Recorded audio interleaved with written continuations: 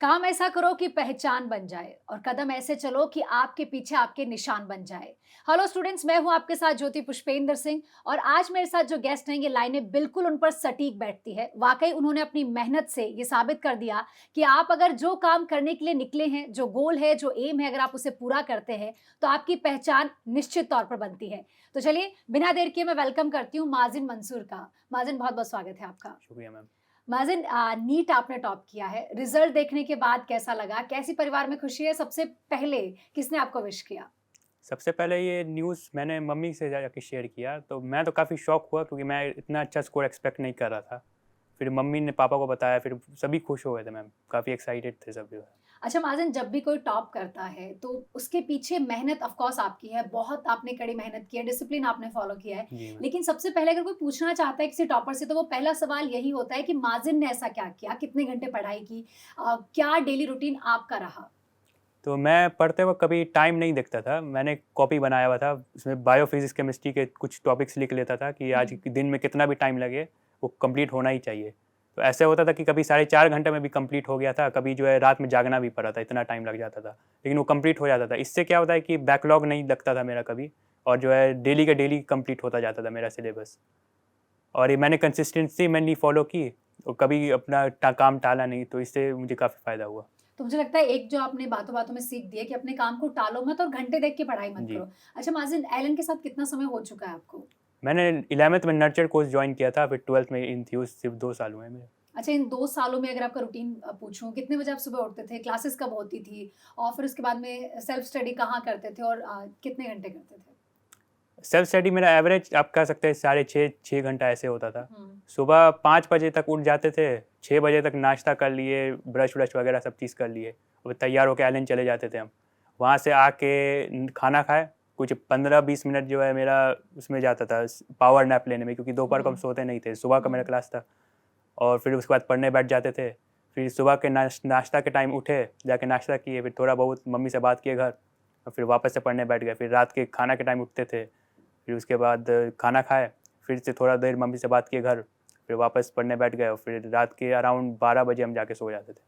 अच्छा, बिहार के दरभंगा से आप आते हैं और जी। यूपी बिहार के बहुत सारे स्टूडेंट्स हैं कोटा जी, में। जी। तो क्या आपकी क्लास में भी बहुत सारे थे आपके शहर से या फिर आपके स्टेट से? स्टेट से बहुत सारे थे, शहर से कम थे। शहर से कम थे। जी। ओके, अच्छा, कहीं न कहीं क्या जुड़ाव महसूस होता है कि आप बाहर किसी शहर में जब अपने स्टेट से, अपने शहर के आस-पास के लोगों से भी मिलते हो तो लगता है कि चलो मेरे आस-पास का है?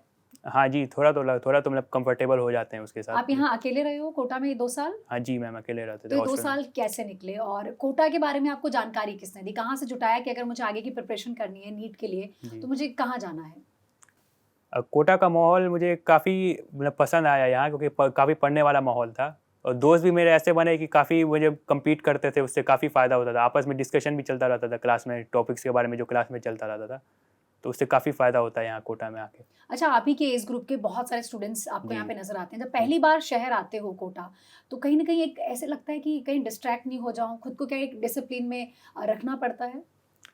जी, वो उससे काफ़ी फ़ायदा हुआ। मेरा बिल्डिंग एलन सुपथ था, तो उधर तो मतलब कुछ सिनेमा, मॉल कुछ है ही नहीं उधर, खाली सुपथ ही सुपथ है बस। तो उससे काफ़ी फ़ायदा होता था, और फ़ोन में काफ़ी डिस्ट्रैक्शन कम करने का कोशिश करता रहता था खुद ही से। खाली बातचीत करने के लिए मम्मी से और टीचर से डाउट सॉल्व करने के लिए इस्तेमाल करता था फ़ोन का। और दोस्त मेरे मतलब कि ज़्यादा इधर-उधर नहीं रहते थे, खाली पढ़ाई का डिस्कशन चलता था, और थोड़ा बहुत इधर-उधर का बात होता था कि घर पे क्या चल रहा है वगैरह-वगैरह। अच्छा माज़िन, आपने नीट में इतना अच्छा स्कोर किया है, आपकी फैमिली में बहुत अच्छा माहौल है, सब खुश हैं। बहुत सारी चीज़ें आपने हमें बताई। लेकिन माज़िन को डॉक्टर ही क्यों बनना था? क्या ये बचपन से ऐसा सपना था कि मुझे बड़े होके डॉक्टर बनना है या फिर फैमिली में ऐसा माहौल था? किसने आपको गाइड किया? बचपन ही से मतलब रोल मॉडल्स मेरे चारों तरफ डॉक्टर ही डॉक्टर थे, तो कभी दिमाग में कुछ और आया ही नहीं कि डॉक्टर आपकी अब। फैमिली में कौन-कौन है जो डॉक्टर हैं? पापा हैं, मेरे चाचा हैं, नाना थे, दादा थे, मामू हैं, और जो भी मामी हैं, जो भी काम करती हैं, मतलब बेसिकली जो भी बाहर काम करता है सब डॉक्टर्स ही हैं। तो आपकी फैमिली में तो पहले से ही बहुत माहौल है, तो जी। आपको मतलब मुझे लगता है कि जो माहौल आपने शुरू से देखा, आपने सोचा कि मुझे इसी में जाना है। जी। अच्छा, चलिए बहुत ही बढ़िया। अच्छा, डॉक्टर बन के क्या करना चाहते हैं? मेनली तो समाज समाज का सेवा, जैसे मैंने देखा है अपने पापा को करते हुए, नाना को करते हुए मेनली देखा है। उनसे मैंने काफ़ी इंस्पिरेशन लिया है मैंने। अच्छा, आपका फ़ेवरेट सब्जेक्ट क्या हुआ करता था? क्या शुरू से बायो में इंटरेस्ट था? अभी तो फेवरेट सब्जेक्ट मेरा फिजिक्स है ओके जी। और बायो में इंटरेस्ट 11th में आया था मेरा, क्योंकि 12th 10th तक उतना हम लोग बायो डीपली पढ़ते नहीं है। 11th में डीप जब पढ़े तब इंटरेस्ट आया हमको। ओके, लेकिन वैसे आपका फेवरेट जो है वो फिजिक्स है। अभी फिजिक्स है जी। फिजिक्स पढ़ने में मजा आता है। जी। अच्छा, तो माजिन को सिर्फ पढ़ने का शौक है या इसके अलावा भी कुछ शौक रखते हो? वीडियो गेम्स खेलते हैं, सोशल मीडिया पे थोड़ा बहुत, जैसे यूट्यूब हो गया वगैरह, बस थोड़ा बहुत करते थे हम यहाँ कोटा में, ज़्यादा नहीं। अच्छा माजिन, 2 साल आप अकेले रहे हो कोटा, जी। और जैसे आपने कहा कि कोटा आना भी आपका खुद का जी। डिसीजन था, और जी। आपने देखा पहले जो यहाँ से टॉपर रहे हैं जी। एलन में। जी। अच्छा, बहुत सारी चीज़ें होती है कि जब हम किसी संस्थान के साथ जुड़ते हैं, हम किसी शहर में जाते हैं, तो हम बहुत सारी चीज़ें सीखते हैं। जी। तो आपने क्या कुछ सीखा एलन आकर, कोटा आकर? तो कोटा में मैंने परसिवियरेंस के बारे में काफ़ी सीखा मैंने, कि वो बहुत बार नंबर टेस्ट में कम आते थे, तो उसके बाद भी लेकिन मोटिवेटेड रहना, वो काफ़ी मुझे एलन ने सिखाया है। और टीचर्स भी काफ़ी मोटिवेट करते रहते थे, उनसे भी मैंने काफ़ी सीख ली कि कैसे मेहनत कैसे किया जाता है, कैसे लगे रहते हैं अपने टारगेट के पीछे। तो इनसे ये सब चीज़ में काफ़ी मुझे मदद हुई एलन से। अच्छा, कोटा में आए, आपने एडमिशन लिया, एलन ज्वाइन किया, तो जी। एलन में सबसे पहले ओरिएंटेशन सेशन होता है, जी। जी। जिसमें स्टूडेंट्स को मुझे लगता है कि कोई भी नई शुरुआत के लिए बहुत ज़रूरी है मोटिवेशन की, जोश की। ओरिएंटेशन सेशन में टीचर्स को देखकर कैसा लगा, और पहला इंप्रेशन क्या था आप पर एलन का? एलन का जब ओरिएंटेशन सेशन हुआ तो काफ़ी मैं मोटिवेटेड हो गया था, क्योंकि मैंने कभी ऐसे इंस्टीट्यूट में स्कूल के अलावा तो कभी कहीं नहीं देखा था। ओके।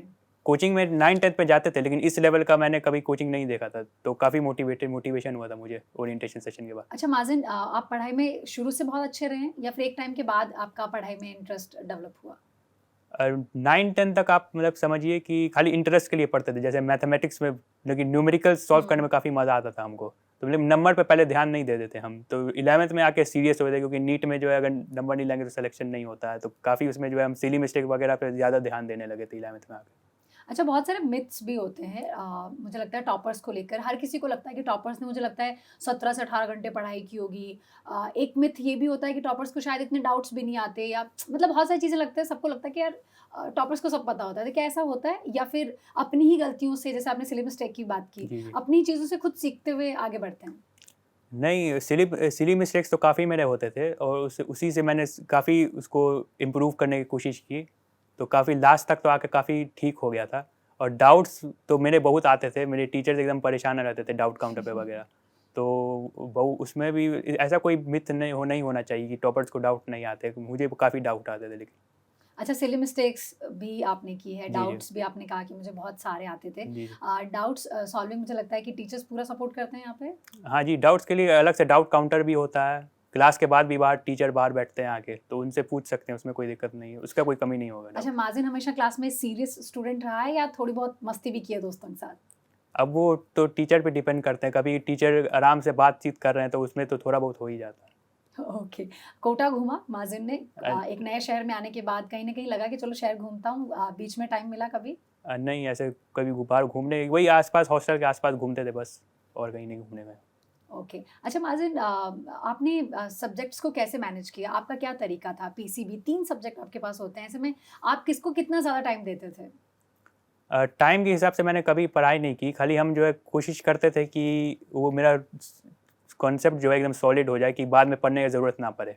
तो फिज़िक्स में मेनली हम फार्मूला कम रटने का कोशिश करते थे, और मेनली डेरिवेशंस और जो कॉन्सेप्ट होता है पीछे में, वो ज़्यादा पढ़ते थे हम। तो उससे क्या होता है कि फार्मूला कम याद रखना पड़ता है एग्ज़ाम में, और जो है कोई भी चीज़ जैसे क्वेश्चन पूछ रहा है तो हम डिराइव तुरंत ऑन द स्पॉट कर लेते थे। बायो और केमिस्ट्री में हम कोशिश करते थे मैक्सिमम टाइम रिवीजन करें। बायो में मेनली एनसीईआरटी पे फोकस रहता था, और केमिस्ट्री में क्लास नोट्स मेनली रिवाइज करते थे। एनसीईआरटी तो इनऑर्गेनिक ऑर्गेनिक का लास्ट में आके हम पढ़े थे। अच्छा माजिन, क्या कभी आपको एग्ज़ाम का फ़ियर रहा? मतलब नीट एक बहुत बड़ा एग्ज़ाम है, जी। और कितने ही लाख स्टूडेंट इसके लिए प्रिपेयर करते हैं, और बहुत सारे स्टूडेंट्स, आपको पता है कि मतलब जैसे क्लास में भी अपन को माहौल पता होता है, एक हेल्दी कंपटीशन में पढ़ रहे हो, लेकिन कहीं न कहीं एग्ज़ाम का फ़ियर था कि एग्ज़ाम होगा तो क्या होगा, और उसे कैसे मैनेज किया आपने? थोड़ा तो लगता है कि इतना कॉम्पिटिटिव इन्वायरमेंट है, हुँ। लेकिन जब नीट का एग्ज़ाम दे के निकले तो हमको लग रहा था कि ये तो इतना पेपर आसान था, और हम लोग को यहाँ एलन में इतना मतलब कि टफ पेपर दिया जाता है, तो अच्छा, मॉक टेस्ट आपको हेल्प करता है एग्ज़ाम फ़ियर से दूर करने के लिए? एक आइडिया लग जाता है पहले ही? हाँ, काफ़ी मदद करता है, मतलब कि आप मतलब कि सेकंड लेवल पे मान लीजिए कि एलन का टेस्ट चल रहा है, तो वो तो एकदम नेगेटिव में चला जाता है नीट, अगर हम ऐसे लेवल देखें तो। ओके। काफ़ी मदद करता है यहाँ का मॉक टेस्ट जो है वगैरह। अच्छा, टेस्ट में आपके हाईएस्ट मार्क्स कितने आए, और सबसे कम मार्क्स कितने आए? हाईएस्ट मार्क्स टेस्ट में मेरा मेजर में आया था 715 ओके। और लोवेस्ट 645 आया था मेरा एक बार। तो कभी ऐसा लगा किसी पॉइंट पे क्योंकि हर स्टूडेंट को मुझे लगता है एक जर्नी में कभी ना कभी ऐसे बहुत लो भी फील हो जाता है कि मैं क्या परफॉर्म कर रहा हूँ या फिर मैं कहाँ स्टैंड कर रहा हूँ, तो जी। ऐसे में अगर कभी ऐसा हुआ तो कैसे खुद को बूस्ट किया?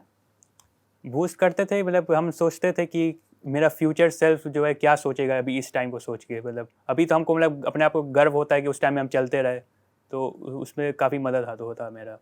अच्छा, बहुत सारे स्टूडेंट आप ही की तरह, आपको पता है जैसे कोटा को बहुत सारे नाम दिए गए हैं, मिनी इंडिया कह लो, शिक्षा की Kashi, coaching city, coaching hub. ऐसे में अलग अलग शहरों से, अलग अलग स्टेट से इतने सारे स्टूडेंट्स आते हैं, उन्हें आप क्या कहना चाहोगे? अगर कोई स्टूडेंट कोटा आ रहा है तो मेनली उसे किन चीज़ों का ध्यान रखना चाहिए? मेनली आप कोशिश कीजिए कि डिस्ट्रैक्शंस आपका मिनिमाइज़ हो जाए, हम्म, और ये डर नहीं रखना है कि यहाँ जो है मतलब एकदम फॉरेन जगह आ गए हैं, इसमें वो होम सिकनेस जो है आपका धीरे धीरे दूर होता जाता है, उसका उसमें हम्म, कोई डरना नहीं है। और जहाँ तक पढ़ाई का बात है तो आप कोशिश करिए कि शुरुआती से जो है रिसोर्सेज कंपाइल करते रहिए, क्योंकि लास्ट टाइम में उतना टाइम नहीं मिल पाता है कि क्या बोलते हैं सब चीज़ पढ़ लें। तो लास्ट टाइम में हम शॉर्ट नोट्स एक बनाए थे, तो उसमें सारा चीज़ था, मतलब एनसीईआरटी भी था, मॉड्यूल भी था, क्लास नोट्स भी था एक ही शॉर्ट नोट्स में, वही साथ में सब चीज़ रिवाइज हो जाता था। तो ये आप शुरुआत से कर सकते हैं, हम तो लास्ट में वैसे किए थे। अच्छा, शुरुआत में आपने मुझे बताया कि आप घर पर हमेशा मम्मी से बात किया करते जी। थे, लेकिन फैमिली में इसके अलावा कौन कौन है? भाई बहन कितने हैं आप? हम 3 भाई हैं, हम मझले हैं बीच वाले। बीच के हैं। जी। अच्छा, बाकी क्या करते हैं? बाकी पढ़ाई कर रहे हैं ब फिलहाल? हाँ जी, बड़े वाले वो डेंटल में बीडीएस कर रहे हैं, और ओके। छोटा वाला जो है वो 10th में है। मतलब मुझे लग रहा है तीनों भाइयों का डॉक्टर बनने का ही है। जी, जी। चलिए, फैमिली में बहुत सारे डॉक्टर्स होने वाले हैं। अच्छा, जो स्टूडेंट नीट के लिए प्रिपेयर कर रहे हैं आप ही की तरह, जो नेक्स्ट ईयर एग्जाम देंगे, उन्हें क्या एडवाइस करेंगे आप? कौन सी चीज़ें उन्हें अवॉइड करनी चाहिए? जैसे आपने कहा सिली मिस्टेक्स, तो सिली मिस्टेक्स एग्जाम में भी होती होंगी, जी, उन्हें कैसे अवॉइड करें उस टाइम पे? उसके लिए आप कर सकते हैं कि एक सिली मिस्टेक नोटबुक बना लीजिए, और उसको हर एग्ज़ाम से 2-3 घंटे पहले आप रिवाइज़ करके, हर एग्ज़ाम से पहले जाइए रिवाइज़ करके। और एनसीईआरटी को इग्नोर मत कीजिए, जैसे बायो का एनसीईआरटी है तो शुरुआती से आप पढ़ते रहिए। फिजिक्स केमिस्ट्री का अगर आप लास्ट में भी करते हैं, इनऑर्गेनिक छोड़ के, इनऑर्गेनिक का शुरुआत से करना है, हम्म। और बाकी सबका अगर लास्ट में भी करते हैं तो उसमें फ़ायदा होगा ही, कोई दिक्कत अच्छा, नहीं। रिवाइज की आपने बात की, एग्जाम जी। से ठीक पहले रिवीजन जब करना होता है तो क्या बहुत सारी चीज़ें ऐसी लगती है कि मैं क्या करूं, क्या छोड़ दूं, या फिर आपने पहले से ही शॉर्ट नोट्स बना रखे थे और उसके बेसिस पे आपने रिवीजन किया? नहीं, शॉर्ट नोट्स मैंने 12th के लास्ट में बना लिए थे, जब सिलेबस खत्म होने वाला था हम्म। क्लास में, तभी हम बना लिए थे, तो उससे कोई दिक्कत नहीं हो रहा था वो लास्ट टाइम में रिवीजन करने में। अच्छा, चलिए एग्ज़ाम की बात करते हैं। जी। एग्ज़ाम में वो 3 घंटे आपकी एग्ज़ाम स्ट्रैटेजी क्या रही? और आपने पहले कौन-सा पार्ट सॉल्व किया और कैसे क्या किया? एग्ज़ाम में मैंने पहले सबसे पहले केमिस्ट्री सॉल्व किया, फिर उसके बाद बायो, फिर लास्ट में मैंने फिजिक्स सॉल्व किया था। अच्छा, आपको बीच में टोक रही हूँ। मोस्टली स्टूडेंट जो हैं, नीट एस्पिरेंट्स हैं, वो बोलते हैं कि हमने बायो पहले सॉल्व किया। जी। आपने पहली बार बोला कि चलो कुछ और सब्जेक्ट मैंने सॉल्व किया, इसके हुँ। पीछे रीज़न?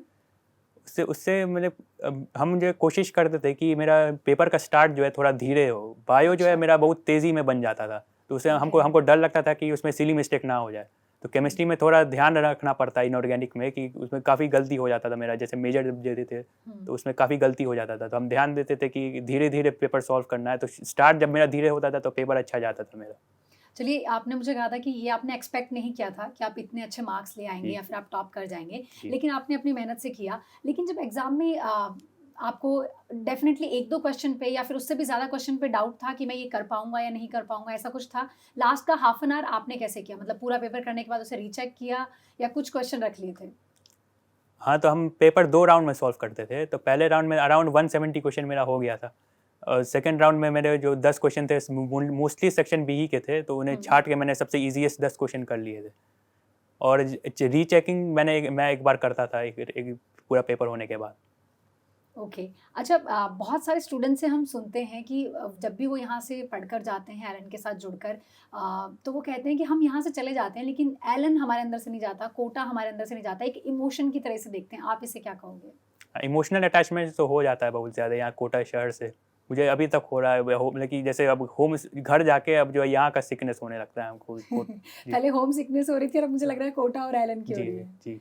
ओके, अच्छा, चलिए अंत में कुछ कहना चाहेंगे उन स्टूडेंट्स के बारे में जो आपको फ़िलहाल सुन रहे हैं? और क्योंकि ऐसा होता भी है, हर स्टूडेंट जब भी किसी एग्ज़ाम के लिए प्रिपेयर कर रहा है तो अपने सीनियर्स को सुनना पसंद करता है कि इन्होंने ऐसा क्या किया था जो आज वो यहाँ पर है। आप क्या कहेंगे उन्हें?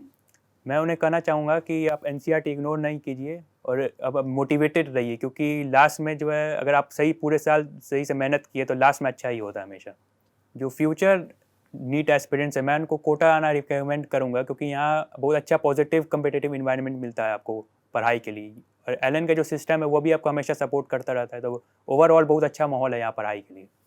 तो माज़िन बहुत बहुत शुक्रिया यहाँ आने के लिए और अपनी जर्नी, मैं कहूँगी अपनी सक्सेस जर्नी साझा करने के लिए। बहुत सारे स्टूडेंट्स जो फिलहाल हमें देख रहे हैं और सुन रहे हैं, उन्हें आपकी बातों से बहुत हेल्प होने वाली है। और चलिए, एलन और हमारी पूरी टीम की तरफ से आपके भविष्य के लिए बहुत सारी शुभकामनाएं। Thank you. तो उम्मीद करते हैं कि आज की हमारी स्टोरी से आपने बहुत कुछ सीखा होगा और जिस सपने के साथ आप कोटा आएंगे, आप एलन के साथ जुड़ेंगे, वो सपना ज़रूर पूरा होगा। नमस्कार।